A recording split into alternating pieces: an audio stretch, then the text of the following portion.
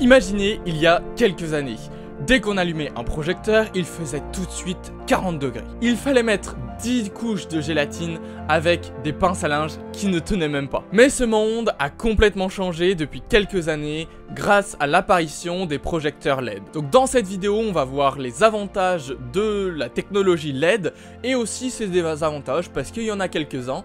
Et enfin, je vous conseillerai quelques marques, mes marques préférées de projecteurs LED. Donc c'est parti, on commence tout de suite par les avantages de cette technologie LED. Bon, déjà comme vous l'avez vu dans l'introduction, c'est un projecteur qui ne chauffe pas.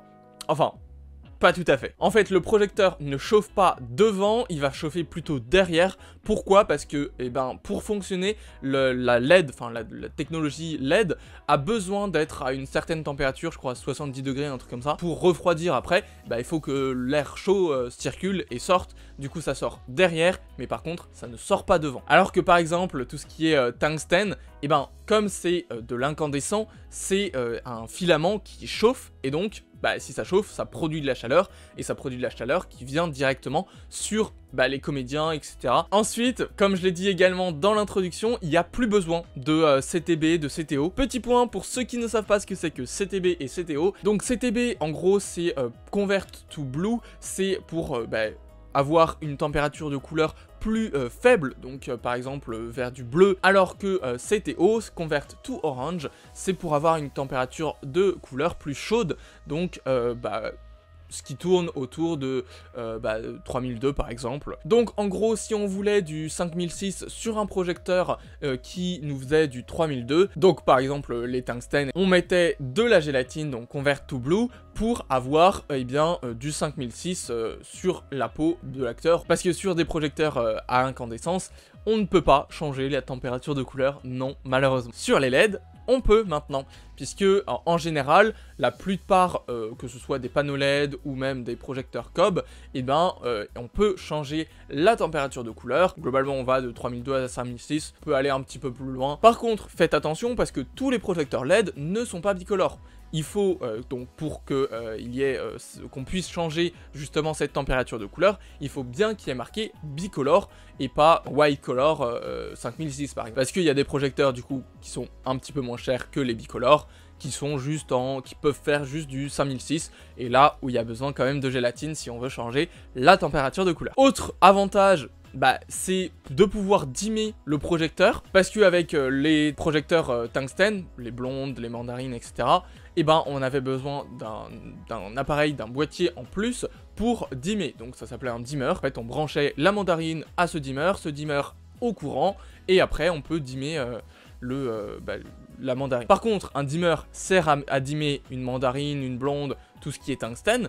Par contre, si on met un projecteur, pas du tout, non, il faut pas le faire. Voilà, ne le faites pas. Parce qu'en gros, sans rentrer dans les détails, le dimmer varie la tension, et le projecteur est fait pour fonctionner sur une certaine tension, donc sur du 220 volts globalement. Ça va pas marcher, ou en tout cas mal marcher, et vous risquez d'abîmer votre projecteur. Autre avantage du LED, on peut faire de la couleur. Avec le RVB, c'est tip top. C'est également possible d'intégrer une batterie. Alors ça dépend du projecteur, la batterie peut être fournie avec ou pas, et la batterie ça dépend, ce sera soit du Velox, soit des batteries NPF. En général, c'est les deux types de batteries que les projecteurs utilisent. Il y a également beaucoup d'accessoires de disponibles, notamment avec les gammes Aputure, Nanlite.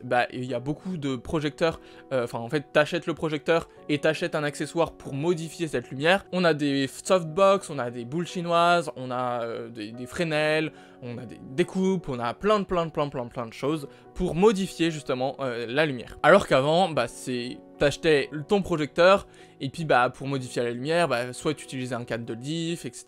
Enfin, t'avais plusieurs techniques, ou alors t'achetais le projecteur découpe, le projecteur Fresnel, le projecteur machin, le projecteur truc, mais pour changer, c'était quand même beaucoup plus compliqué, fallait que tu changes globalement de projecteur. Et enfin, l'avantage majeur, je pense, de tout ça, c'est que tu peux le contrôler avec une application dédiée. Alors par contre, pas avec toutes les marques de projecteurs LED, mais avec les plus courantes, Nanlite, Aputure, je sais que c'est possible, et franchement, c'est top. Bon alors, on passe maintenant aux désavantages. J'en ai trouvé 2-3, mais j'ai dû me creuser la tête quand même pour les trouver. Premier désavantage, bon, ça manque un peu de puissance, enfin, ça peut manquer un peu de puissance pour des gros films. Là actuellement, si vous voulez juste avoir une keylight ou faire un truc en studio, il n'y aura pas de souci de puissance, parce que le plus gros que je connaisse, il est équivalent à 1200 watts de lumière.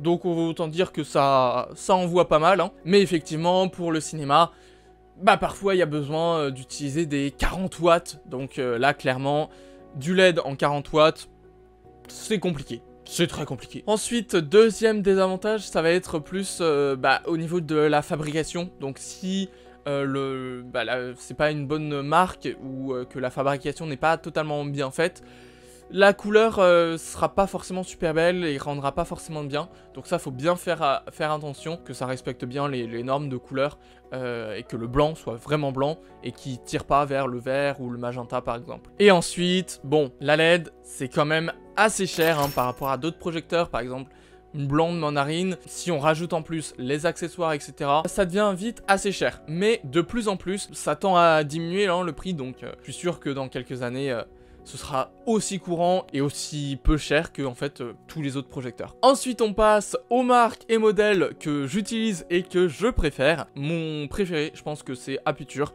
parce que leur gamme est vraiment très cool. Il y a beaucoup de choses. Après Nanlite, c'est leur concurrent direct, c'est aussi très quali.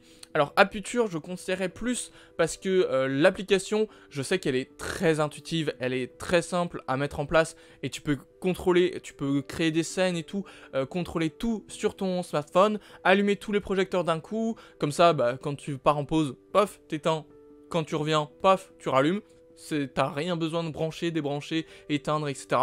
Tout est fait sur ton portable. Et puis pareil, tu peux ajuster en live tes projecteurs, donc ça c'est tip top également. Après, je suppose que avec l'application Nanlink, donc l'application de Nanlite, c'est aussi possible, mais j'avoue que je ne l'ai jamais utilisé, donc je pourrais pas en affirmer. Donc ça, c'est vraiment les deux marques assez phares. Pourquoi? Parce que, en fait, ils utilisent un projecteur donc qu'on appelle Cobb, et ensuite on peut mettre l'accessoire qu'on veut. Donc je parlais par exemple des softbox, je parlais des boules chinoises, des Fresnel, des coupes, enfin il y a vraiment énormément d'accessoires qu'on peut mettre devant pour modifier la lumière et utiliser la lumière comme on le souhaite en fait. Après pour d'autres marques que j'ai déjà utilisées, il y a par exemple Sweet, il y a également DMG Lumière, il y a les Aladdin, hein, ça c'est des projecteurs LED très souples, donc ça c'est aussi très cool. Vous trouverez sans doute la marque qui vous convient, et c'est surtout que chaque marque a sa spécialité on va dire. Il y en a qui sont plus spécialisés comme Aladdin dans les projecteurs souples, en fait c'est un panneau LED où c'est souple en fait tout simplement. Pareil devant on peut mettre softbox, nid d'abeille, etc. Et puis il y en a qui sont plus spécialisés dans des panneaux LED et aussi des marques pour les vidéastes, donc Aputure, Nanlite, c'est trop bien. Par contre, il y a Small Rig qui est en train de se mettre aussi au Cobb. Donc ça, je sais pas trop ce que ça vaut en part, mais je crois que c'est moins cher quand même que Nanlite et Aputure, à vérifier. Je crois avoir vu passer également des Cobb de Neewer. Donc s'ils commencent à aller là-dedans, ça peut être pas mal parce que Neewer, ils sont réputés pour... En vrai, la qualité est acceptable. Par contre, le prix, imbattable. Pour avoir un prix aussi faible, ils ont fait des concessions. Et d'ailleurs, c'est un projecteur, un panneau LED Neewer qui m'éclaire actuellement. Et franchement, je suis assez satisfait de ce panneau LED. J'aime bien sa lumière. Seul petit point négatif, j'aimerais bien actuellement un Cobb. Parce que là c'est un panneau LED et du coup je peux pas avoir changé d'accessoire en fait. Donc là c'est une lumière qui est assez diffuse parce que c'est un panneau LED. Si par exemple je voulais une lumière plus dure avec un Fresnel par exemple, je pourrais pas le mettre. Donc c'est pour ça que j'aimerais plus un Cobb. Donc voilà, on voit bien que la LED a vraiment beaucoup d'avantages et je suis sûr qu'elle va encore plus se démocratiser et devenir de moins en moins chère je pense. Bon allez, je vous dis à la semaine prochaine pour une nouvelle vidéo. D'ici là, à plus!